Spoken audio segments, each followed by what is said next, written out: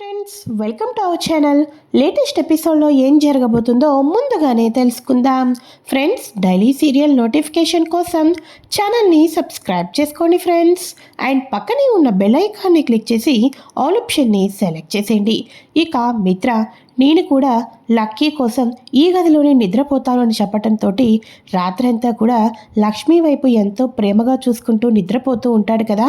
ఒక్కసారిగా మనీషా ఉదయాన్నే లేచి, ఏంటి రాత్రంతా మిత్ర లక్ష్మి గదిలో పడుకున్నాడా అని చెప్పేసి ఒక్కసారిగా షాక్ అయిపోతూ ఉంటుంది.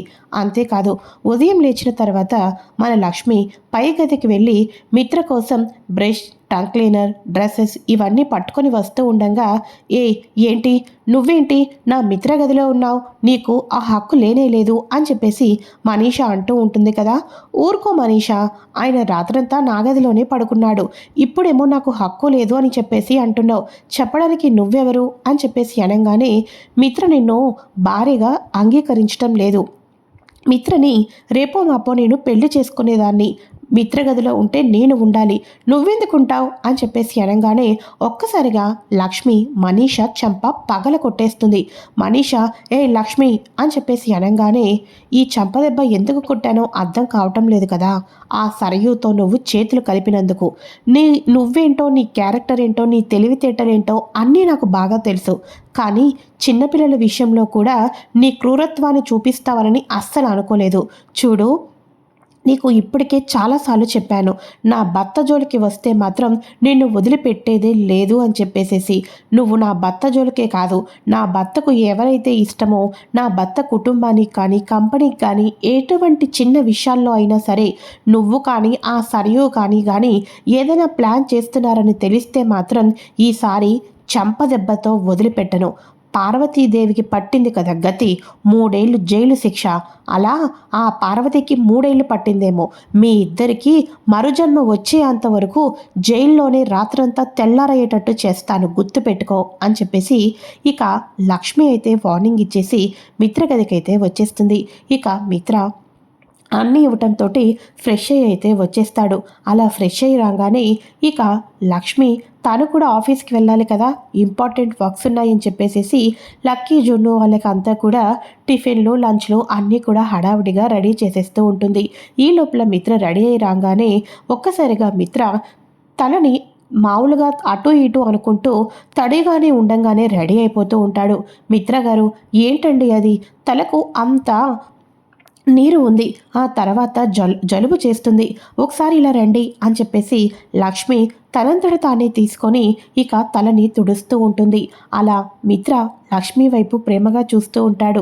ఏంటి, మీరేనా నాకు పనులు చెప్పేది, మీరు నాకు పనులు చెప్పారు, మరి ఆ పనులన్నీ కూడా పర్ఫెక్ట్గా చేయాలి కదా, ఇలా 50-50 చేస్తే నాకు ఇష్టం లేదు, అందుకోసమే నేను కూడా మీ హెయిర్ అలా 50-50 తడితడిగా ఉంటే నాకు నచ్చలేదు, అందుకనే చేశాను, మీ పనిలోనే భాగమండి అని చెప్పేసి నవ్వుకుంటూ ఇక మెల్లగా త్వరగా బ్రేక్ఫాస్ట్కి వచ్చేసి రెడీ అయ్యి అని చెప్పేసి లక్ష్మి బయటకైతే వెళ్ళిపోతుంది.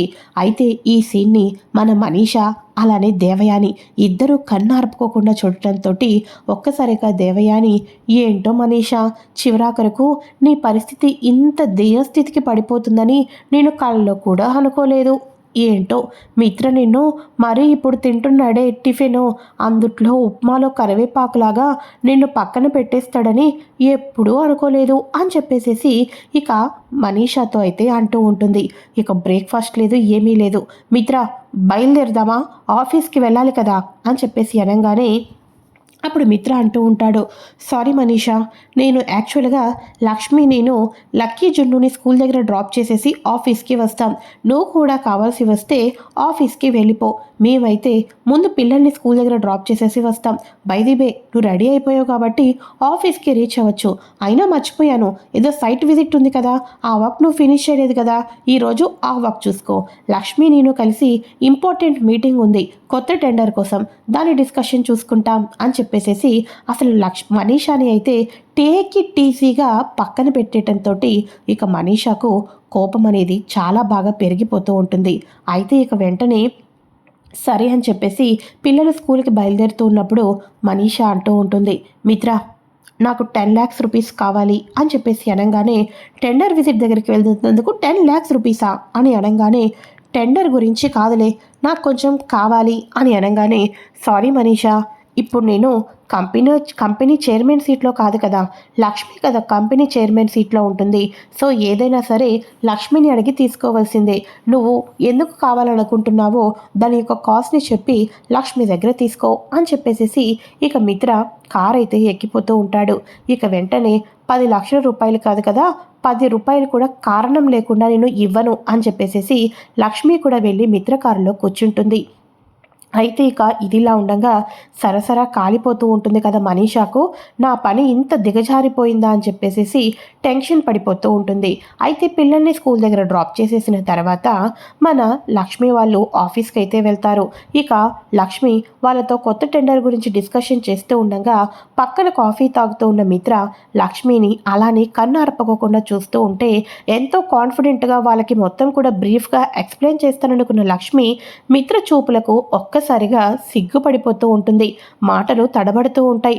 వాళ్ళకైతే ఏం చెప్పాలి అనుకుంటుందో ఆ పాయింట్స్ అన్నీ చెప్పలేక మొహమాటంతో సిగ్గుతోటి లక్ష్మి అయితే ఎంతగానో ఇబ్బంది పడిపోతూ ఉంటుంది. మిత్ర గారు అని అంటూ ఉంటుంది.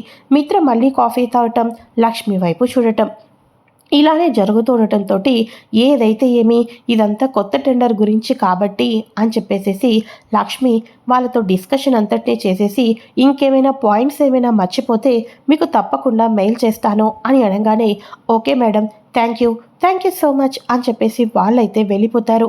ఇక వెంటనే లక్ష్మి, మిత్ర గారు ఏంటండి ఇది అని అనగానే, ఏమైంది లక్ష్మి అని చెప్పేసి అనగానే, ఇప్పుడు మీరు నన్ను చూస్తున్నారని అడిగితే మళ్ళీ మిత్రగారు చూడకోకుండా ఇంతవరకులానే ఉంటారేమోలే. లేదు, మిత్రగారిలో మార్పు అనేది వస్తుంది. ఇప్పుడు నేనెందుకు ఆయన్ని అడగటం అని చెప్పేసి తనలో తానే సంతోషంతో లోపల నవ్వుకుంటూ ఉంటే, ఏంటి లక్ష్మి మిత్రగారు అని చెప్పేసేసావు, సైలెంట్గా ఉండిపోయావు అని అనగానే, ఏం లేదు మిత్రగారు, ఇప్పటికే చాలా వరకు బిజినెస్లో లాస్ అయిపోయాం కదా, ఈ టెండర్ వస్తే మనం మళ్ళీ నెంబర్ 1గా కంపెనీగా దూసుకొని వెళ్ళిపోవచ్చు.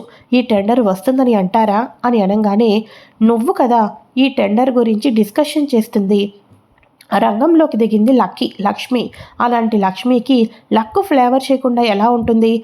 తప్పకుండా మనకే ప్రాజెక్ట్ అనేది వస్తుంది అని చెప్పేసి మిత్ర లక్ష్మికి చేతిలో చేయి వేసి మరీ ధైర్యం చెప్పి, నన్ను నమ్ము లక్ష్మి, నువ్వు టెన్షన్ పడద్దు అని చెప్పేసి ఎంతో స్ట్రాంగ్గా చక్కగా చేతిలో చేయి వేసి చెప్తూ ఉంటాడు.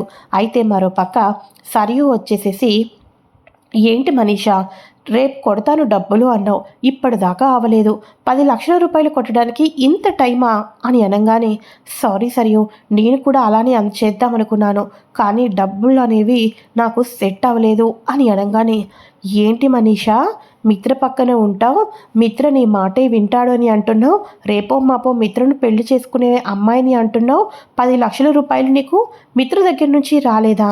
ఇప్పుడు అర్థమవుతుంది ఆ ఇంట్లో మిత్ర నిన్ను ఎంత బాగా ట్రీట్ చేస్తున్నాడనేసి అని చెప్పేసి అనగానే, సరియు నువ్వు కూడానా అని చెప్పేసి అనగానే, సరే అయితే ఫ్రెండ్గా నీ ప్రాబ్లమ్ని నేను పూర్తిగా అర్థం చేసుకున్నాను మనీషా, కాకపోతే ఇప్పుడు మన దగ్గర ఉన్నది ఒక ప్లాన్.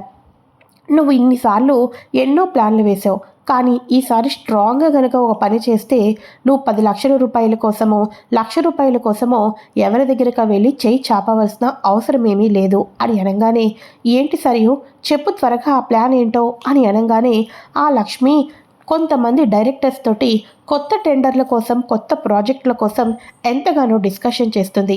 ఆఫ్కోర్స్ ఆ ప్రాజెక్ట్ వస్తే మిత్ర పతనం అయిపోయింది అనుకుంటున్న వాళ్ళందరూ కూడా మిత్ర నెంబర్ 1 బిజినెస్ మ్యాన్గా అందరి ముందు మళ్ళీ కూడా సుప్రసిద్ధుడు అయిపోతూ ఉంటాడు.